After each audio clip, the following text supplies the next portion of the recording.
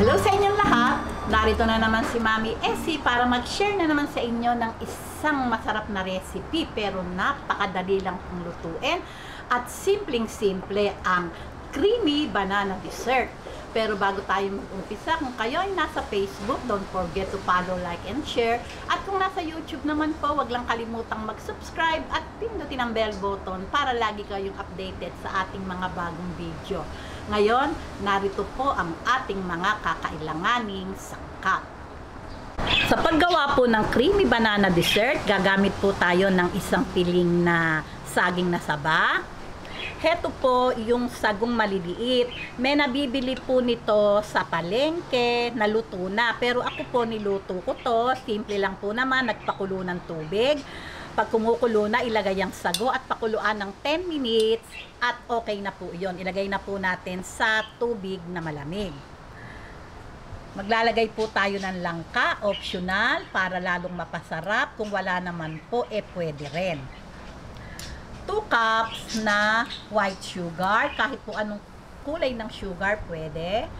2 cups na coconut cream o unang piga ng gata. At gagamit po tayo ng 6 cup na pangalawang piga ng gata. Okay, umpisahan na po natin yung pagtatalop ng saging na saba.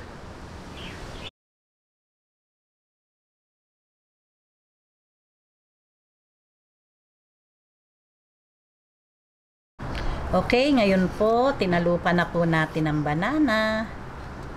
Ayan. Hihiwain lang po natin ng 3 slice yung ating saging na saba. Ayan, nasa inyo po yan kung ano gusto nyong cut. Pwedeng 2 cut lang.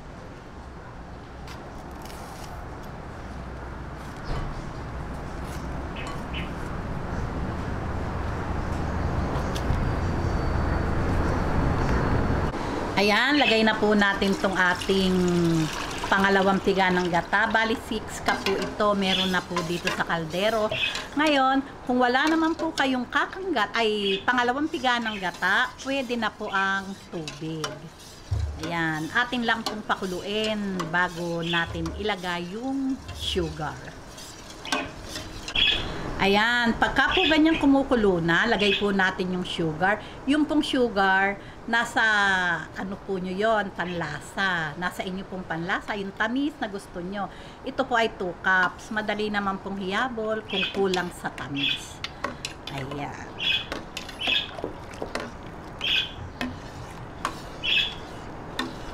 Lagay po natin tong saging. Ay, sus. Ayan. Itong ating kakanggata. Haluin lang po natin. Ayan. Lalagay ko na din po yung ating pinakuluang sago. Ayan, dinrain ko lang po yung ating sago. Ayan.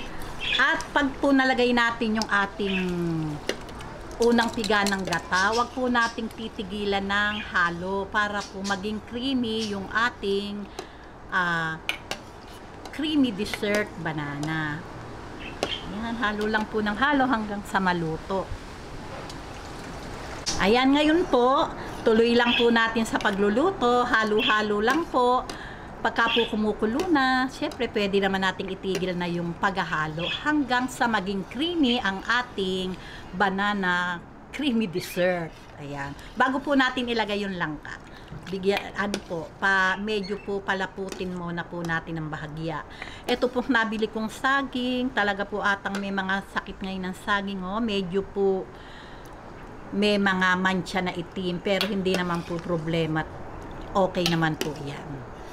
Ayan.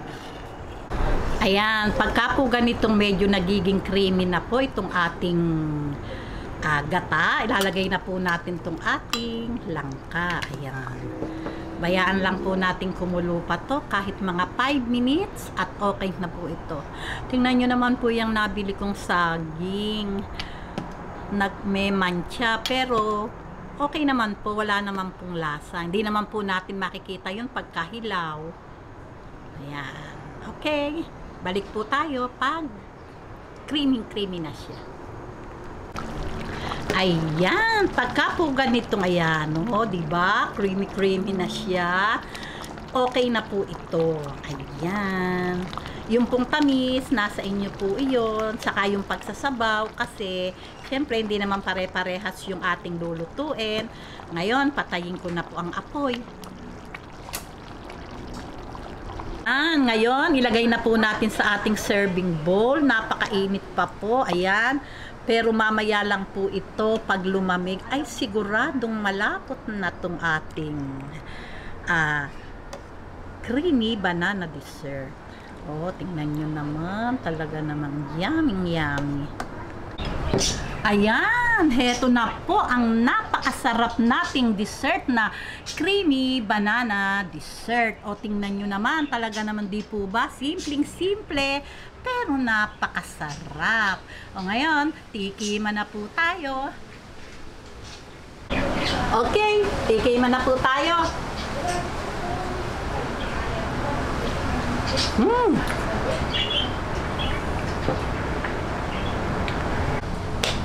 Mainit pa pala. Naku, napaso ako. Pero gawin nyo na po. At talaga namang napakasarap. Ayos lang po yung tamis. At syempre po, nagbigay lasa po talaga yung nilagay nating langka. Talagang yummy. Gawin nyo na po ito at siguradong magugustuhan ng inyong pamilya. Oh, paano po?